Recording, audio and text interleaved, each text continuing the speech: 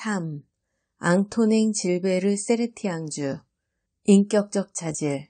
나는 지적 능력이 도덕적 덕목에 잠재적으로 포함된다고 생각한다. 덕목은 우리를 지성인으로 인도하는 최고의 알미나 마찬가지이기 때문이다. 덕목으로부터 많은 것을, 실은 모든 것을 이끌어낼 수 있다. 도덕적 질서의 최상위에 있는 덕목은 도덕적 진리, 아름다움, 조화, 통일성과 관련되어 있고 그런 까닭의 모든 것의 제1원리와 연결되기 때문이다. 그러나 나는 겸손한 길을 더 좋아한다. 인격적 자질이야말로 다른 모든 것에 앞선다. 지적 능력은 도구에 지나지 않으며 지적 능력을 어떻게 다루느냐에 따라 그 효과의 본질이 결정된다. 지성을 올바로 규제하려면 당연히 지성과는 다른 자질이 필요하지 않겠는가? 본성적으로 모든 우수성에는 정신적 우수성이 어느 정도 포함된다. 참되게 판단하려면 위대한 단계까지 올라서야 하는 것이다. 파렴치한 악한이 대단한 발견을 하는 것을 보면 혐오스럽지 않을까? 소박한 인간의 오염되지 않은 본성은 그 발견으로 쓰라린 상처를 입을 것이다. 인간의 조화를 깨트리는 분열에는 무언가 불쾌한 면이 있다. 진주를 파는 보석상이 정작 자신은 진주를 하나도 걸치지 않는다면 신뢰를 얻지 못한다. 마찬가지로 만물의 위대한 원천과 긴밀히 맞닿아 있으면서도 그 원천의 도덕적 본질을 조금도 획득하지 않는다는 것은 역설로 보인다.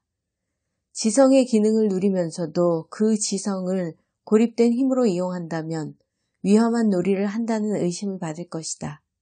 균형 잡힌 전체 안에서 고립된 힘은 환경의 희생양이 되기 때문이다. 그러므로 인격이 난파된다면 틀림없이 위대한 진리를 인식하는 데에 어려움을 겪을 것이다.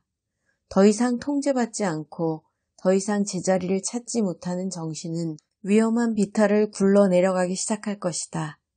출발점의 작은 실수가 마지막에는 거대한 파국이 되는 법이다. 논리의 힘은 정신에서 안정장치를 찾지 못하는 분별력 없는 인간을 깎아지는 듯한 절벽 아래로 밀어버릴지도 모른다. 바로 이것이 삶의 방향을 잃어버린 대가들이 천재성의 불꽃을 반짝이며 그토록 많은 감상적 착오와 실수를 저지르는 원인이다.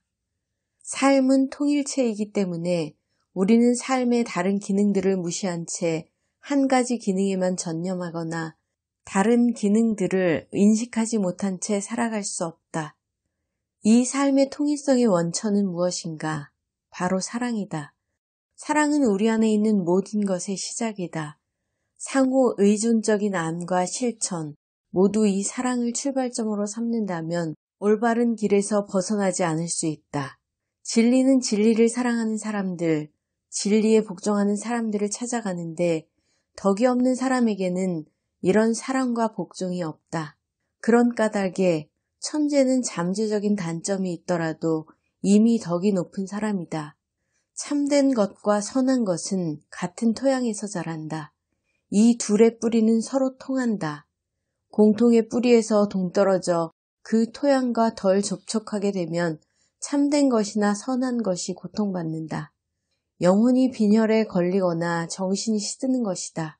이와 반대로 정신에 참된 것을 먹이고 양심이 밝아지고 선한 것을 보살피면 알을 얻는다.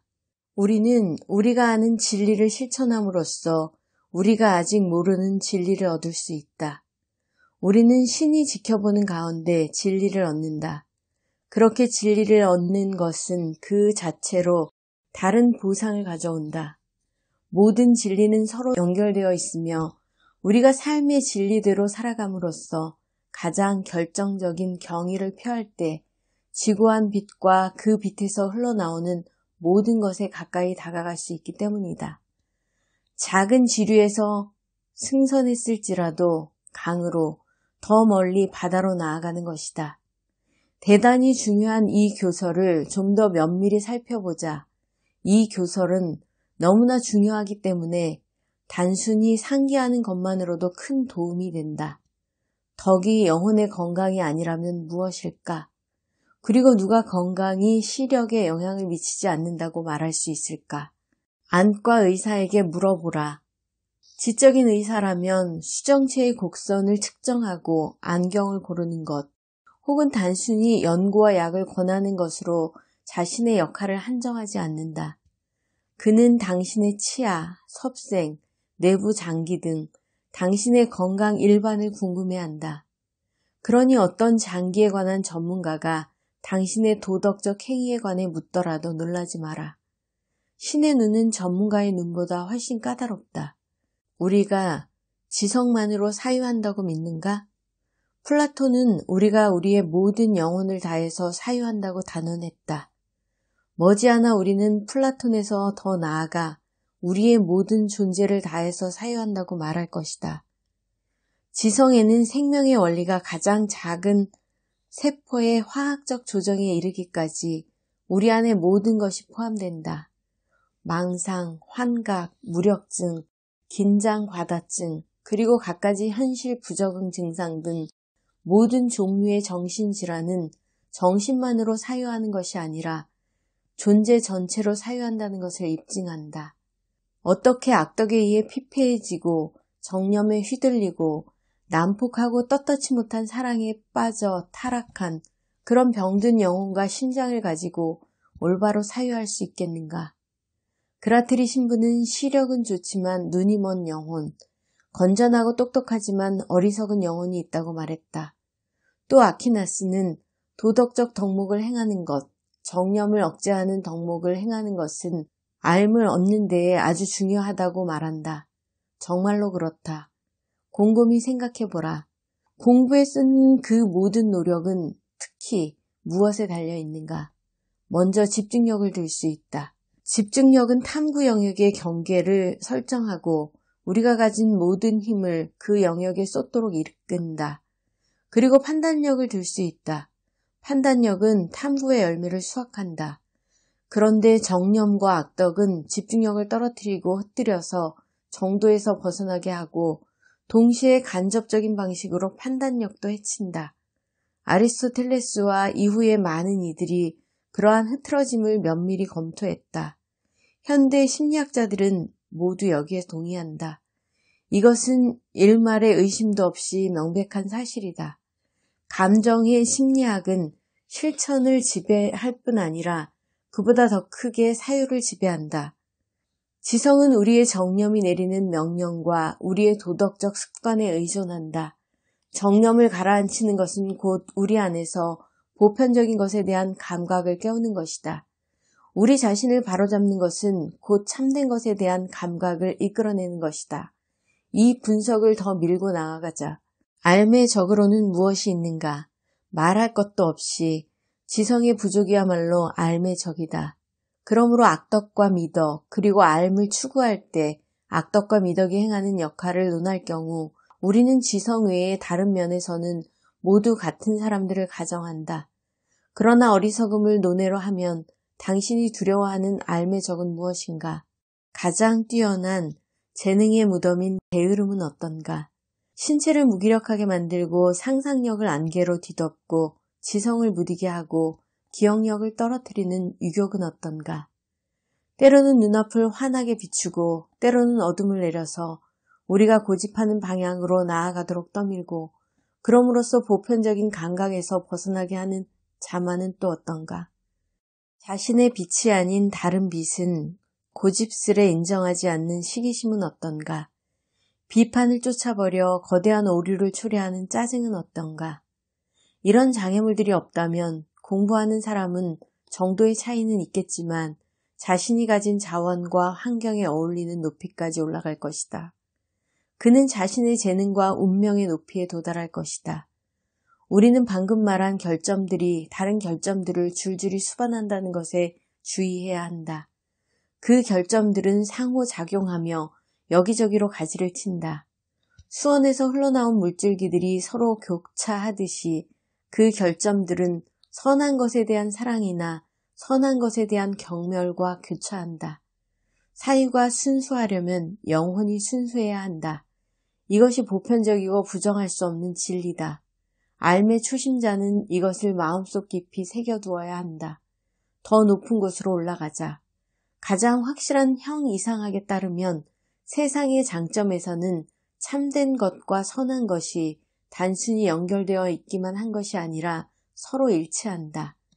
이제까지 말해온 선한 것이 정확히 도덕적 선을 말하는 것은 아님을 지적해야겠다. 여기서 선한 것이란 바람직한 선을 말한다. 그러나 조금만 에둘러 생각하면 바람직한 선이 도덕적 선을 상기시킨다는 것을 알 수 있다. 도덕적 선은 다른 것이 아니라 이성으로 판단한 바람직한 선, 의지 앞에 목표로 제시된 선이다.